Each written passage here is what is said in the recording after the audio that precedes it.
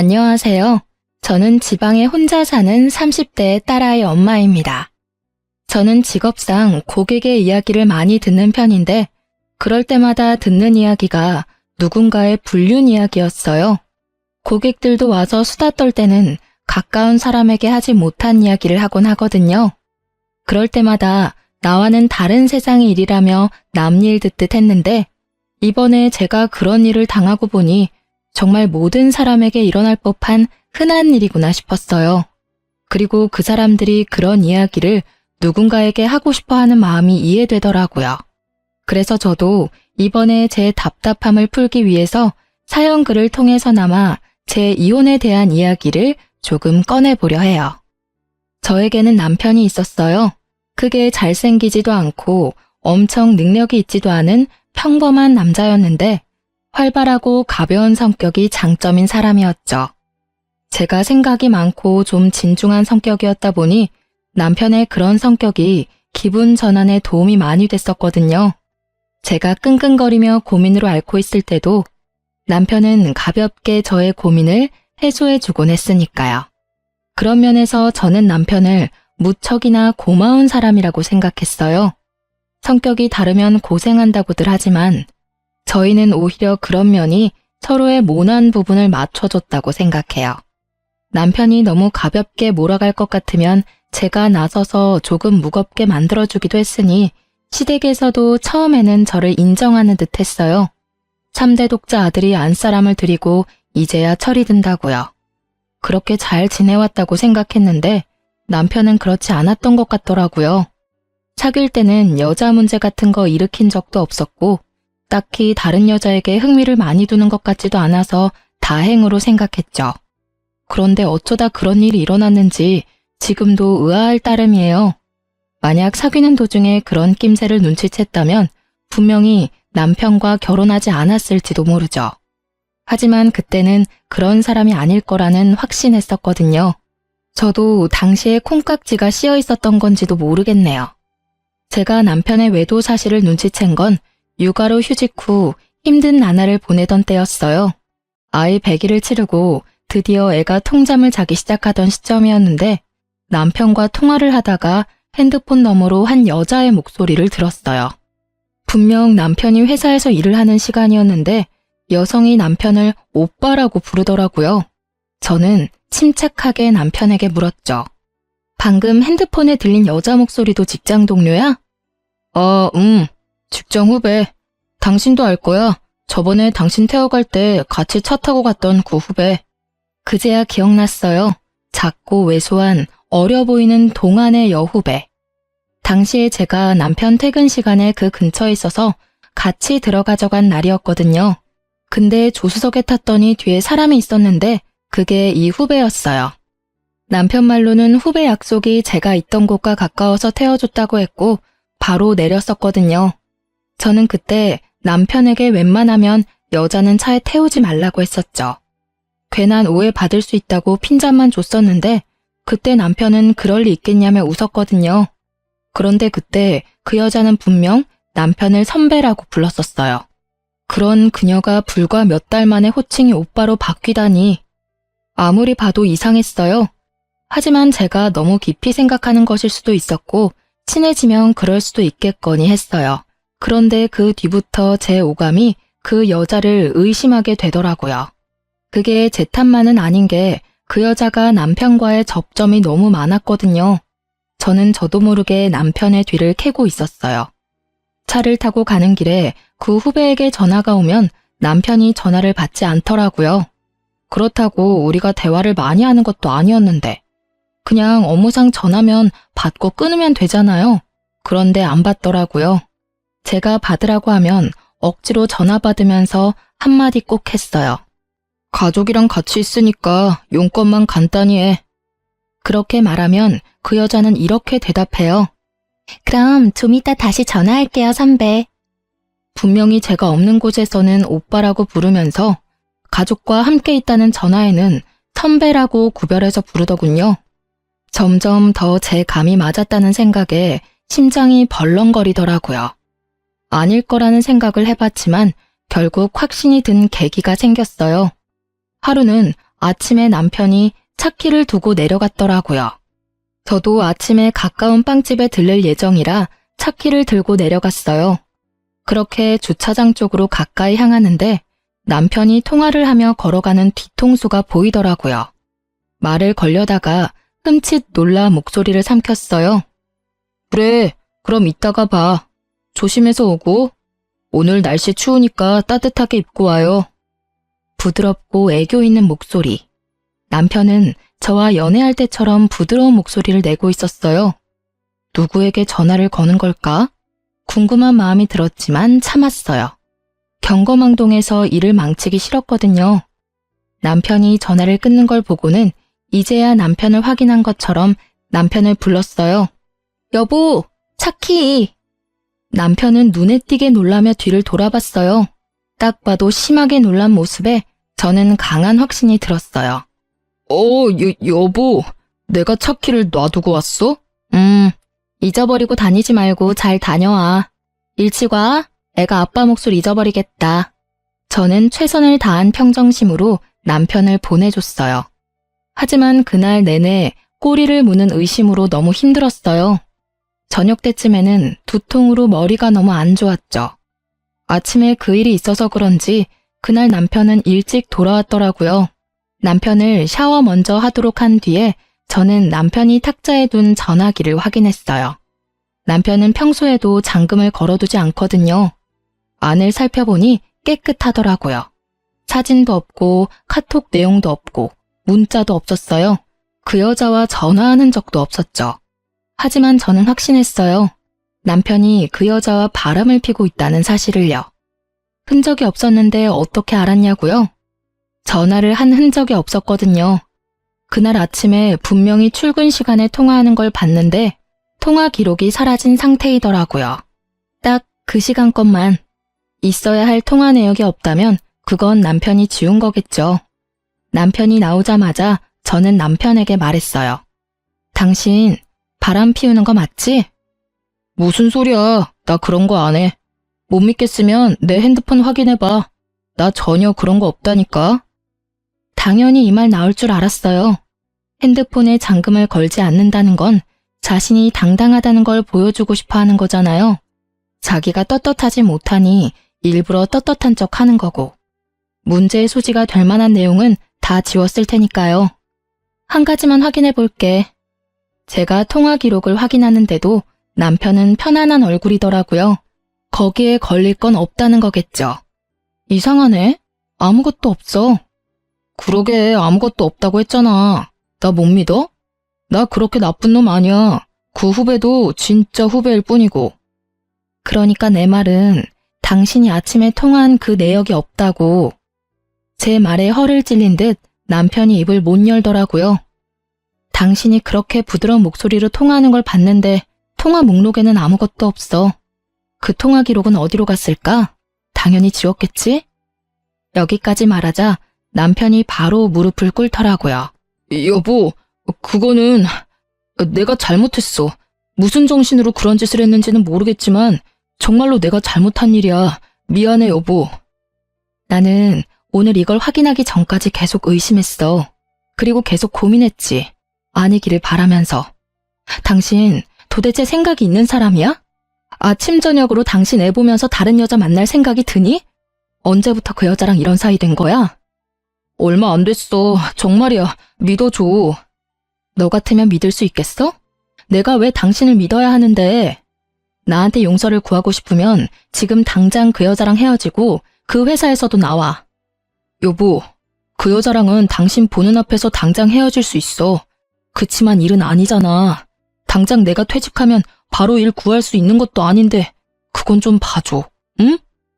솔직히 남편과 그 여자를 당장 떼어놓고 싶었지만 회사라는 건 그렇게 쉽지 않은 문제고 나가더라도 그 여자가 나가야지 남편이 나가는 건 싫었어요. 애도 아직 어리니 아빠의 경제력이 필요하기도 했고요. 그래서 저는 남편에게 일거수일투족 감시당해도 당연하게 생각하라고 했어요. 그랬더니 남편이 알겠다고 자기가 그런 행동한 게 맞으니 당연히 제가 하라는 대로 뭐든 하겠다고 하더라고요. 그렇게 남편을 교육하고 시모에게 조용히 알렸어요. 남편이 외도했다는 것을요. 그랬더니 시모가 제게 그러더라고요. 네가 마음고생이 많다며 위로해줬어요. 솔직히 팔이 안으로 굽는다는 생각에 말 안 하려 하다가 했는데 이런 반응이라 시모에게 더 미안한 마음이 들었거든요. 그런데 며칠 뒤에 명절에 시댁 갔다가 시모가 누군가와 밖에서 전화 통화하는 걸 듣게 됐어요. 그래, 정말 우리 며느리 너무하지 않니? 우리 아들이 바람 피운 게 모두 아들 탓만은 아니잖아. 그러게 애 낳고도 좀 꾸미고 살고 남편한테 살갑게 대했으면 우리 아들이 바람을 피웠겠냐고. 정말 내가 며느리한테 그 이야기 듣는데 화가 나 죽는 줄 알았어. 그렇다고 바람난 게 자랑은 아니니 위로하긴 했지만 나중에 생각하니까 더 화나는 거 있지? 누구랑 통화하는지는 알고 싶지도 않았어요. 그냥 겉으로는 저를 위로하는 척하면서 속으로는 저를 향해 칼을 갈고 있던 시모만 눈에 보였죠. 역시 팔이 안으로 굽는 게 맞다는 생각을 하며 이번에 모른 척 해야 했어요. 남편과 그 일을 정리했으니까. 그것 가지고 또 일을 벌일 수는 없잖아요. 그렇지만 이미 그때 제 마음속에는 이혼에 대한 마음이 싹 트여버리고 말았죠. 남편의 외도를 알고도 이혼하지 않는 사람은 생각보다 많아요. 그리고 상간녀를 알고도 넘어가는 사람도 많죠. 처음에 그런 이야기를 들었을 때 어떻게 같이 살 수 있겠나 싶은 마음이었는데 제가 당해보니 그 마음이 100번 이해가 되더라고요. 남편의 외도가 주는 스트레스는 어마어마한데 그것을 참아야 할 이유 또한 존재하는 거죠. 아이가 아빠 없이 살 미래가 걱정되고 혼자 경제활동하며 육아하는 것도 걱정되고 이혼이라는 낙인이 찍히면 하자 있는 인간처럼 보일까봐 걱정되고 부모님이 아시면 얼마나 실망하실지 걱정되는 마음, 그리고 마지막은 내가 이혼해주면 자기들끼리 잘 살겠지 하는 그런 짜증도 있었고요. 저도 그런 생각에서 벗어날 수 없는 인간인지라 남편을 용서해주기로 하고서도 너무 힘든 날을 보냈어요. 그렇게 상처가 어떻게든 수습되어 갈 무렵에 저는 마지막 쐐기가 될 사건을 맞닥뜨리게 됐어요. 그날은 직장으로 복귀하기 전날이었어요. 제게 남은 하루의 휴직일. 일주일 전부터 아이를 어린이집에 보내는 연습을 하다가 처음으로 제 근무 시간에 맞춰 아이를 맡긴 날이었죠. 이제 막 14개월이 된 아이를 맡기는 게 마음은 아팠지만 복귀하려면 어쩔 수 없는 결정이었고 생각보다 또래 애들이 많은 곳이라 안심하며 내일 직장에 갈 준비를 하는 중이었어요. 그런데 시모에게 전화가 왔더라고요. 화장실 청소하고 나오니 전화가 그새 4통이나 와 있었어요. 무슨 일이 났나 싶어 확인 즉시 시모에게 전화했죠. 넌 무슨 전화를 그렇게 안 받니? 죄송해요, 어머님. 잠깐 화장실 청소하던 중이었어요. 혹시 무슨 문제라도 생겼어요? 문제? 네 남편이 지금 사고가 크게 나서 병원에서 수술하느냐 마느냐 하고 있는데 너는 집에서 팔자 좋게 쉬고 있니? 아니, 연락이 얼마나 안 됐으면 병원에 한번 와보지도 않아. 아주 긴급하게 수술 들어간다고 난리가 났던데. 저는 깜짝 놀라 들고 있던 핸드폰을 떨어뜨릴 뻔했어요. 그게 무슨 말씀이세요? 사고라뇨. 그 사람이 사고를 당했다고요? 남편이 어쩌다 사고가 났는지 물어볼 겨를도 없이 시모가 병원 이름을 대더니 그곳으로 오라고 하더라고요. 그리 멀지 않은 병원이었고 너무 경황이 없어 바로 가방만 챙겨서 병원으로 향했어요. 가는 동안 남편이 많이 다쳤나 싶은 생각에 겁을 내다가 문득 그런 생각이 들었어요. 그날은 평일 대낮이었고 점심시간도 아닌 오후 시간이었어요. 남편의 회사라면 지금 한창 컴퓨터 앞에서 일을 하고 있어야 할 시간인데 어쩌다가 차 사고가 났을까 하는 생각이요. 외근하는 직업도 아니었고 아침부터 저녁까지 회사 밖으로 움직이는 일이라곤 점심 식사 때가 다인데 점점 머릿속에서 상상만 커지던 그때 병원에 도착해서 시모에게 전화를 걸었죠. 그리고 얼마 뒤 병원 앞으로 나오는 시모의 표정이 완전히 일그러져 있더군요. 저를 향한 화를 그대로 표출하고 있었어요. 넌 도대체 집구석에서 뭘 하고 있길래 연락도 안 받아? 우리 귀한 3대 독자 아들 수술하러 들어갔어. 오른쪽 어깨부터 손목까지 아주 뼈가 박살이 나서 수술로 고정해야 한다더라. 너 대신 수술 동의서에 내가 사인까지 다 했어. 이런 일은 네가 해야 하는 일 아니니? 아들 아파서 가슴 철렁 내려하는 것도 무서워 죽겠는데 내가 수술 동의서까지 사인을 해야 하냐고. 면목이 없던 제가 고개를 숙이던 그때 불현듯 머릿속에 시모에게 받은 부재중 통화가 떠올랐어요. 부재중 통화는 총 4통, 시모가 건 게 다였죠. 그런데 수술 동의서를 써야 한다면 당연히 아내인 저한테 연락을 했어야 하지 않나요? 저는 시모에게 물어봤죠. 어머님은 병원에서 연락받고 오신 거예요? 아들이 직접 전화 왔어. 네가 연락 안 받는다고 나더러 와달라더라. 도대체가 전화기는 왜 무음으로 해놓는 거야? 그러니까 전화를 못 받고 나한테 연락이 오지. 이상했어요. 남편에게 온 부재중 통화는 없었거든요. 저는 순식간에 남편의 사고로 놀라 흥분했던 피가 차갑게 가라앉는 기분을 느꼈어요. 남편이 수술실에 들어간 터라 남편에게 직접 물어볼 수는 없었지만 확인이 불가능한 것도 아니었죠. 저는 남편 차가 어디 있는지 확인하기 위해 먼저 남편 핸드폰부터 챙겼어요. 레카차 업체와 연락한 게 있나 싶어 통화 기록을 뒤지는데 바로 오늘 아침에 그 여자와 통화한 내역이 있더라고요. 인연 다 끊겠다 어쩌겠다 해놓고 여전히 연락하는 걸 보고 살짝 열이 받았지만 직장 동료이니 연락 정도는 할 수도 있다는 생각으로 연락처를 뒤졌어요. 별 내역이 없길래 남편 메시지를 확인하는데 메시지 기록 중에 카드 승인 내역이 있더라고요. 거기에 오늘 날짜로 숙박업소가 딱 찍혀 있었어요. 불과 4시간 전에 결제한 내역이요. 그걸 보고는 피가 거꾸로 솟는 기분이었어요. 아마 집에 들어오기 전에 이런 문자나 통화 기록을 일부러 지웠겠죠. 이번에는 지울 시간조차 없이 사고를 당해 들어가게 됐으니 지울 틈도 없었을 테고요. 화가 난 저는 최대한 냉정해지려 애썼어요. 그 메시지를 캡처하고 저는 남편 차가 어디 있는지 확인했어요. 남편 차가 어느 정비소에 있는지 확인한 저는 바로 그쪽으로 달려가 남편 블랙박스부터 확인하자고 했어요. 다행히도 블랙박스는 고장나지 않았고 열심히 제 할 일을 하고 있더군요. 저는 카드를 빼서 집으로 갔어요. 노트북에 연결하니 손이 덜덜 떨리더라고요. 그리고 사고 직전 영상을 확인했어요. 남편이 어딘가에서 나오는 중이었는데 거기가 모텔이더라고요.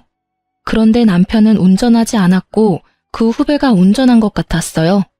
남편이 부러진 곳도 왼쪽이 아니라 오른쪽이었거든요. 남편이 조수석에 앉았던 게 분명해 보였어요. 두 사람이 모텔에서 나와서 차에 타고 둘이 차 안에서 나누는 이야기들이 모두 제 귀에 들어와 박혔어요. 오늘 연차 쓰고 같이 오길 잘했지? 여기 진짜 좋은 곳이거든? 우리 마누라랑은 여기 못 와. 애 놓고 몸 다 망가져서는 어디 데리고 다니면 부끄러울 정도라고. 너 정도는 탱탱해야 데리고 다닐 만나지. 앙큼해. 그래도 오늘은 오빠 독점할 수 있는 날이라 좋아. 매번 같이 있다가도 집에 돌려보내는 게 얼마나 힘든 일인지 모르지? 항상 같이 있고 싶은데. 내가 최대한 노력해볼게. 너도 빈털터리가 된 나랑 결혼하는 건 싫을 거 아냐. 와이프한테서 잘못한 거 찾고 나면 바로 이혼하고 너랑 결혼할게. 너무 걱정하지 마. 이런 대화 내용을 듣고 있으니 정말 하늘이 무너지는 게 어떤 건지 잘 알겠더라고요. 인연을 끊으라고 했더니 도리어 인연을 단단히 맺어가고 있었더라고요. 저는 그 길로 상간녀를 찾아갔어요. 상간녀가 어디 있었냐고요? 당연히 본인도 사고 났으니 같은 병원에서 치료받고 있었죠. 저는 병원으로 가 상간녀를 찾았어요. 이름만 대니 간호사가 어디 있는지 알려주더군요. 남편은 큰 수술을 하는 데에 비해 그녀는 그렇게 크게 다치지는 않았더라고요. 저는 그 여자 앞으로 가서 말했어요. 나 알죠? 선배는 수술하러 들어가셨는데요. 두 사람이 왜 같은 차에 타고 있었어요? 우연히 얻어 탄 거예요. 의부증 걸린 여자처럼 선배한테 집착하는 건 아는데 엄한 사람한테 이러시면 곤란하죠. 저는 선배랑 아무 사이 아니에요.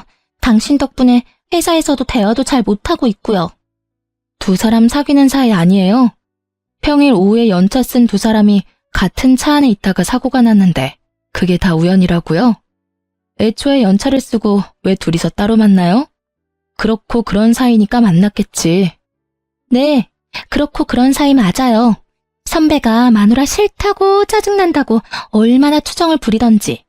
그래서 위로해주다가 눈 맞았어요. 됐어요? 당당하기가 정말 하늘을 찌를 정도였어요. 뭐가 그렇게 잘났는지 불륜을 실토하면서도 아주 당당한 자세와 자신감 넘치는 표정을 보니 마치 피해자와 가해자가 뒤바뀐 것 같은 기분이 들더군요. 아내라고는 하지만 당신이 패배자인 건 알죠? 남편이 다른 여자 만나는 순간 여자로서 저한테 진 거예요. 당신이 얼마나 매력이 없었는지 이제 아시겠어요? 제가 매력이 없는 건 맞는데 그래도 저와 남편은 법적으로 유효한 사이고 그쪽은 남편과 부정을 저지른 사이라는 건 잘 알죠? 이런 대화들도 다 증거고 이후에 상간녀 소송할 때 다 쓰일 거예요. 당당해서 좋네요. 증거 수집이 아주 편해서요.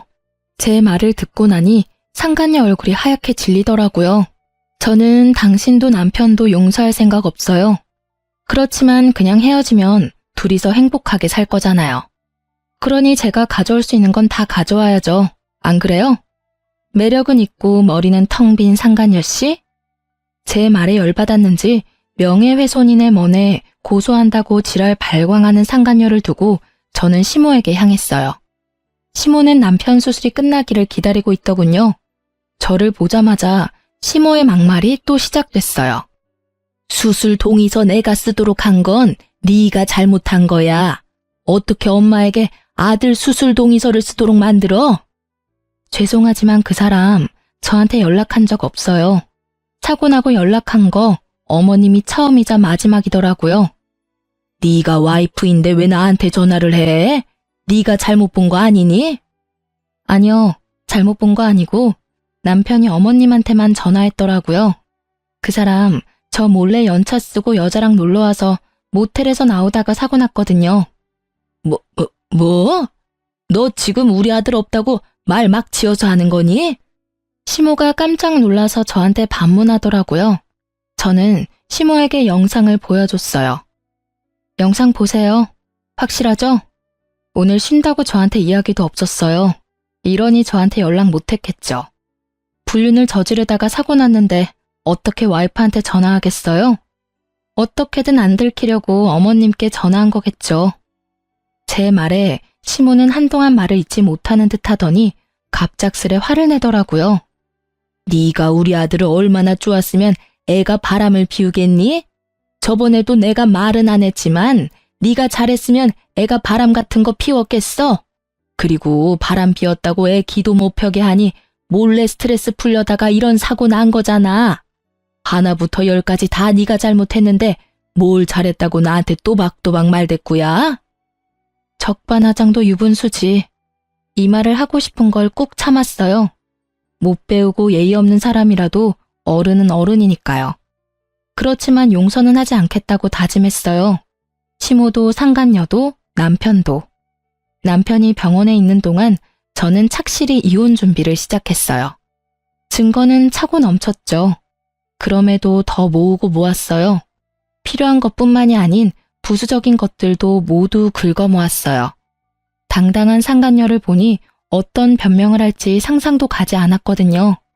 모텔에 들어가서 현장을 직접 잡은 게 아닌 이상 어떠한 증거도 반박 가능한 것이 될 수도 있잖아요. 그래서 그들이 변명조차 못할 정도의 증거를 모았어요. 그리고 남편이 치료받는 동안 제 짐을 모두 싸고 아이와 함께 친정으로 건너왔죠. 아이도 절대로 빼앗길 생각이 없었거든요. 그렇게 남편의 퇴원일이 가까워질 때 저는 이혼을 통보하고 서류를 보냈어요. 이혼이 소송으로 진행되고 있을 때 남편의 퇴원일이 되었어요. 그런데 남편에게서 연락이 왔어요. 저기 여보, 혹시 지금 내가 있는 병원 와서 치료비 좀 내주지 않을래? 치료비? 그런 건 카드로 대충 내고 나중에 실비 청구하면 되잖아. 이혼 소송 중인 와이프한테 연락해서 할 말은 아닌 것 같은데 어이가 없어서 그런지 말이 곱게 나가질 않더라고요. 어쩔 수 없었죠.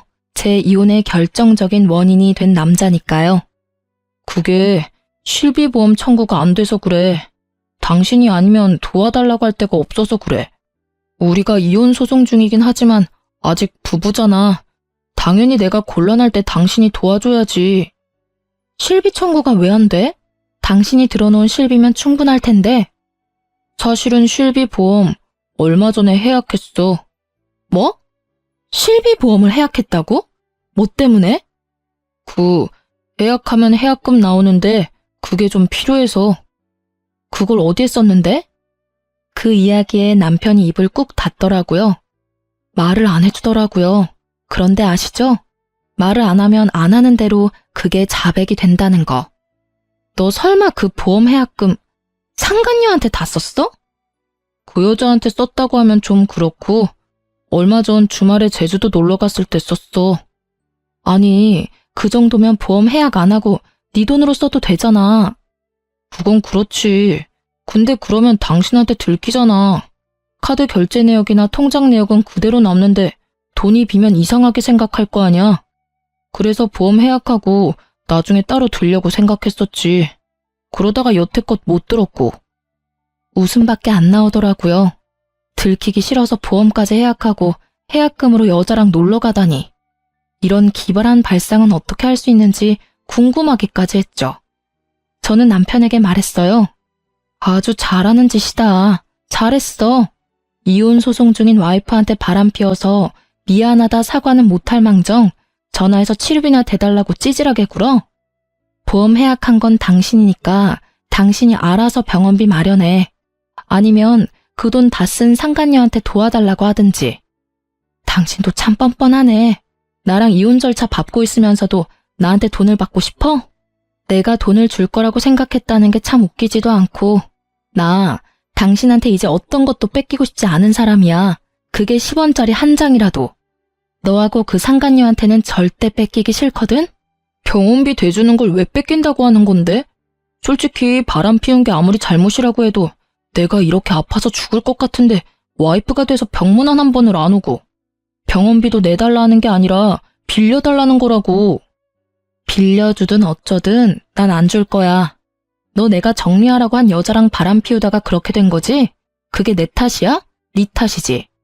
그 여자랑 만나지 않았으면 네가 그런 장소에서 사고를 당했을까? 전혀 아니지. 그 시간이었으면 일을 하고 있었겠지. 그리고 병문안? 내가 가면 좋겠어? 좋은 소리 안 나올 거 뻔한데. 네가 원하면 가서 욕이나 시원하게 한 판 해주고 올까? 어? 대답해봐. 진짜 사람 많은 데서 환자복 입고 욕 미어 터지게 받아먹게 해줘? 버럭거리는 제 목소리에 남편도 깜짝 놀랐는지 아니면 그제야 제정신을 차린 건지 버벅거리다 전화를 끊더라고요. 뻔뻔하기도 하지. 자기가 어떻게 사고가 났는데 저한테 돈을 빌려달래요? 제가 빌려주면 그걸 갚기는 하겠어요? 절대 그러지 않겠죠. 갚고 싶어도 상간녀가 옆에서 갚지 말라고 난리치겠죠. 안 봐도 눈에 훤하더라고요. 그렇게 속 터지는 대화를 하고 전화를 끊었는데 바로 직후에 시모가 연락이 왔더라고요. 이번에는 또 무슨 말도 안 되는 이야기로 제 속을 뒤집어지게 만들까 싶었는데 남편과 똑같은 이야기를 하더라고요. 며느라가 네가 얼마나 화가 났을지 잘 안다. 아들이 잘한 거 하나도 없는 것도 잘 알아. 그때 내가 너한테 화낸 거는 마음이 복잡해서 그랬어. 솔직히 발은 안으로 굽는다고 부모니까 어쩔 수 없었지. 아들이 반성할 시간을 좀 주면 어떻겠니? 지금 당장 이혼하는 건 너무하지 않니? 아픈 아들 조리해야 할 시기에 소송은 너무 힘들어. 그리고 병원비도 지금 제대로 다 못 내고 있는 지경이라 와이프인 네가 좀 부담을 해줬으면 싶구나. 아들 녀석 보험이 또 없다 하니. 어머님, 무슨 말씀하시는지 잘 알겠어요. 그런데 저도 참을 만큼 참았다고 생각하진 않으세요? 만약 어머님 딸이 저 같은 상황이었어도 그렇게 말씀하시겠어요? 바람난 남편 기껏 용서해줬더니 결국은 반성도 없이 바람난 여자 또 만나서 이번에는 사고까지 쳤는데 제가 왜 병원비까지 부담해야 하죠? 남편이 평소에 잘했다면 저도 남편에게 기회를 줄 수도 있었겠죠. 그런데 이미 제가 준 기회를 날려먹었잖아요. 그리고 저한테 들킬까봐 보험 해지하고 해지 환급금으로 여행이나 다니며 돈 펑펑 쓴 남편에게 뭘 도와줘요? 제가 돈이 썩어나가도 남편에게 줄 돈은 단 한 푼도 없어요. 이야기하고 나니 속이 어쩜 그렇게 후련하던지. 시모는 거의 악에 바친 듯 소리를 질러대는 제게 기가 막힌 것 같더군요. 하지만 이 상황에 아쉬운 건 시댁이거든요. 솔직히 시댁도 경제적으로 넉넉한 편이 아니었으니까 남편의 수술비와 치료비를 모두 감당하기에는 버거울 수밖에 없었어요. 그리고 남편이 해약한 보험은 한 개가 아니었거든요. 남편 이름으로 된 보험 총 4개를 다 해약했더라고요.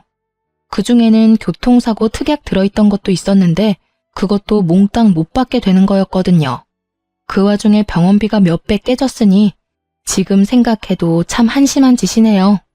여자는 만나고 싶고 나한테 들키기는 싫고 결국은 보험 해지했다가 병원비 고스란히 다 내게 생겼으니 하늘이 천벌을 내린 게 아니면 뭐겠어요?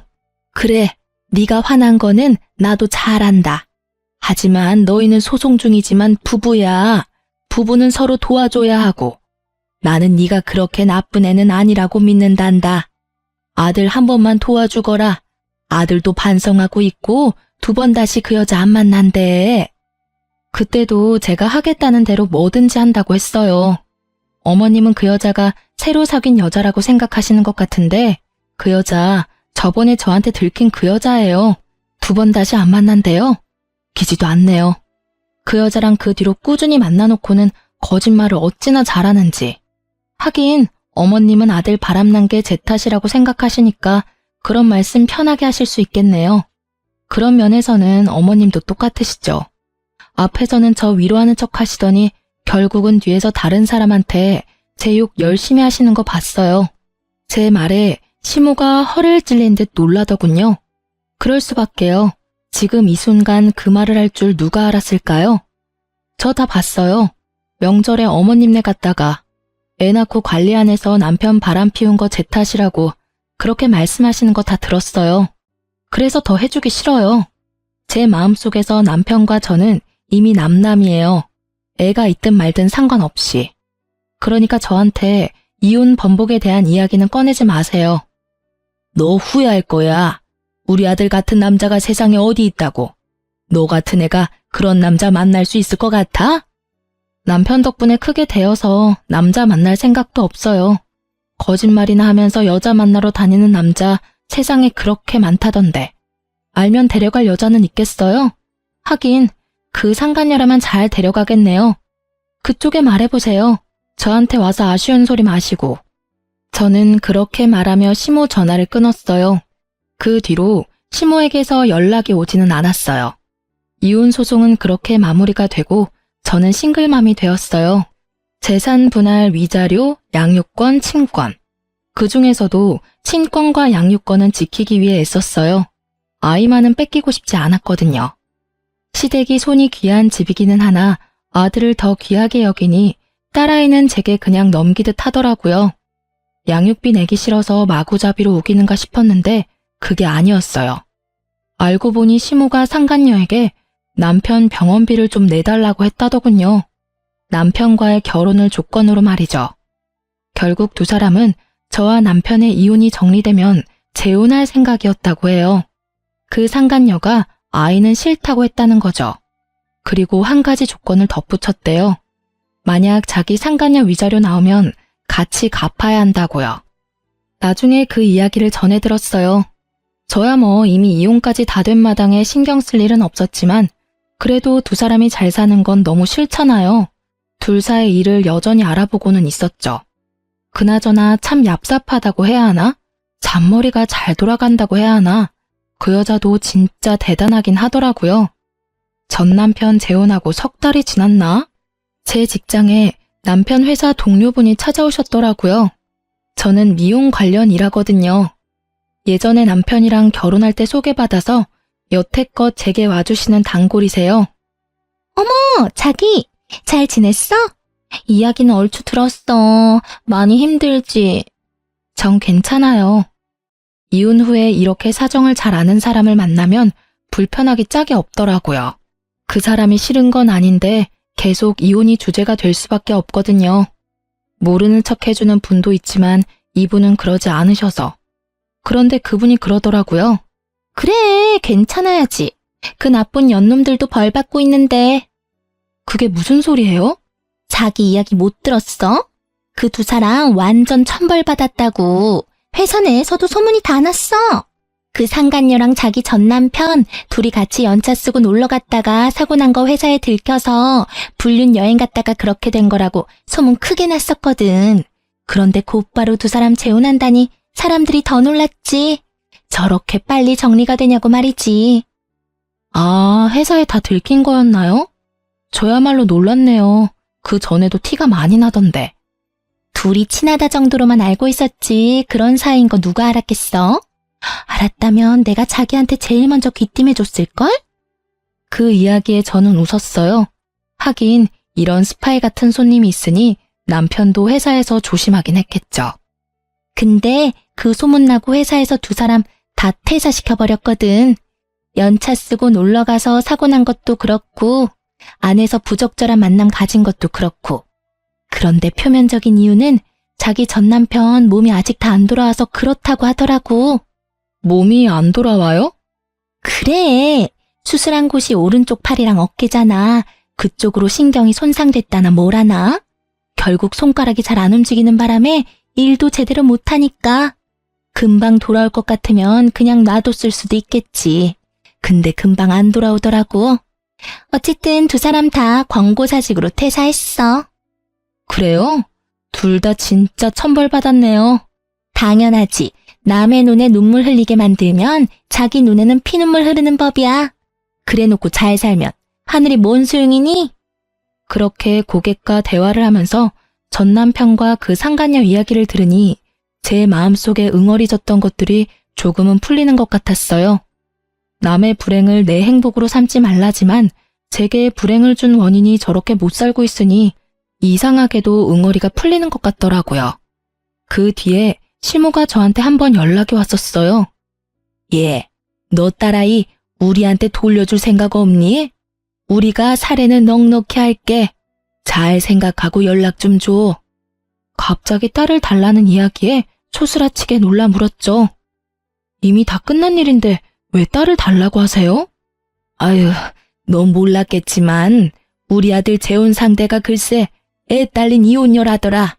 아들 하나 있는데 없는 것처럼 속이고 우리 아들이랑 재혼했대. 결혼하고 나서 애 있다고 이야기했다던데 그게 문제가 아니야.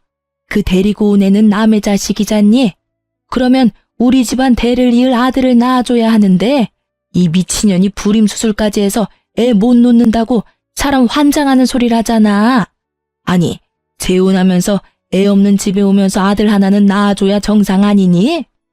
옛날 생각을 가진 시모와 현대식 사고를 가진 상간녀의 대립이 생각보다 컸고 그 결과 우리 딸을 방패로 데리고 가고 싶은 모양이었어요. 생판 남의 자식한테 우리 전 재산 뺏기게 생겼으니 우리도 뭐라도 방어를 해야지. 대를 이을 아들만 생기면 손녀는 금방 돌려줄 테니까 잘 생각해보거라, 응? 생각하는 게 어찌나 저속한지 이야기 듣고 있는 동안에 귀가 썩는 것 같은 기분이 들었어요. 어린애를 데려가서 방어를 하니 뭐를 하니 사랑을 줄 게 아니면 관심이라도 줘야 된다며 개소리를 하더라고요. 손녀에게는 관심 하나도 없으면서 그런 불순한 이유로 딸애를 데려가려는 시모를 보니 화가 머리끝까지 차올랐어요. 어머님, 제 딸이 무슨 힘이 있어서 그 어른들 사이에 끼어서 이리 치이고 저리 치이고 해야 해요? 귀한 딸이에요. 그래서 제가 직접 기르겠다고 데려온 거고요. 상간녀 데리고 오시면서 남편 병원비 급하게 처리하셨으면 된 일 아닌가요? 이혼 후의 일은 그 집안에서 알아서 하셔야죠. 그 여자애가 애가 딸린 걸 내가 알았으면 이혼하라고 등 떠밀었겠니? 아들놈도 나중에야 한 것 같았어. 게다가 요새는 또 얼마나 떽떽거리며 돈 달라고 요구하는지 아니? 아이고, 내가 며느리를 잘못 들였어. 아들놈은 손가락이 안 돌아와서 취직도 못하고 있는데 재혼한 새 며느리는 아주 시댁을 돈줄로 알고 안 해주려니 아들이 불쌍하고 해주려니 며느리가 밉고. 시모가 괴로워하는 걸 보니 생각보다 상황은 심각해 보였어요. 그렇다고 제가 애를 줄 일은 절대 없었어요. 심각하고 불쌍하든 저랑은 이제 관계없는 사람들이에요. 열심히 자기 손으로 자기들 인생 말아먹고 있는 중인데 제가 왜 관여를 하겠어요? 그저 저와 제 딸이 거기에 휘말리지 않도록 하는 것만 중요할 뿐인 거죠. 시모는 결국 제게서 딸을 얻을 수 없다는 걸 알고는 전화를 끊고 연락 한 번 안 하더라고요. 그런데 한 달쯤 지났을까요? 제 고객이 연락이 와서 알려주더라고요. 전 남편과 살고 있던 그 상간녀가 도망갔다고요. 저는 상간녀 위자료 소송을 해서 그 여자에게서 돈을 받고 있었는데 불과 며칠 전에 그 위자료가 다 지급됐었거든요. 그래서 생각보다 빨리 들어왔다고 생각했는데 알고 보니 전 남편 퇴직금을 몽땅 제 위자료로 지급하고 남편 버리고 집을 나가버렸다고 하더군요. 오른손을 제대로 못 쓰는 남편의 수발들야 육아하랴 일하랴 나름 엄청 힘들었나 보더라고요. 그야말로 벌 받았다는 말로밖에 설명할 수 없는 상간녀 상황을 보니 하늘이 나를 버리지 않았구나 하는 생각이 들었어요. 뭐 제 살 길 찾아 도망갔으니 불륜도 끝이었고요. 그렇게 헤어질 거 뭘 그리 죽고 못 살아서 불륜 같은 짓을 했나 몰라요. 아들이 이제 중학교 들어가던데 부끄러워서 아들 얼굴은 어떻게 보려는 건지 원. 그 사람들이 스스로 제 무덤 파는 동안 저는 착실하게 아이와 함께 살 미래를 위해 움직였어요. 친정집에 얹혀 살게 됐지만 아이의 정서적인 안정을 위해 한 선택이었어요. 부모님은 젊지는 않지만 사랑을 주실 수 있고 저는 경제활동을 할 수 있는 젊음이 있으니까요. 살다 보면 이렇게 속 뒤집어질 만한 일도 가끔 일어나나 봐요. 이혼을 하면서 이런 어이없는 일들을 당하고 나니 앞으로 어떤 힘든 일이 와도 견딜 수 있는 경험이 된 것 같아서 그것 하나만은 다행이라 생각해요. 이혼 전 이혼을 해야 하나 말아야 하나 고민하시는 분들 생각보다 많이 계셔요. 저도 마찬가지였어요. 제가 정신적인 스트레스에 강한 타입이었다면 참고 살았을 거예요. 그렇지만 전 그런 사람이 못 되거든요. 이렇게 이혼을 해서라도 일단 제 마음이 편안해져야만 조금이라도 더 만족하며 살 수 있는 사람이었거든요. 글을 쓰다 보니 그때의 기억이 새록새록 떠오르네요. 힘든 일도 시간이 지나면 다 극복하게 되어 있어요. 저처럼 고민하는 분들에게 도움이 되기를 바라는 마음으로 제 사연을 써보았네요. 모두 속 시원한 하루 보내시길 바랍니다.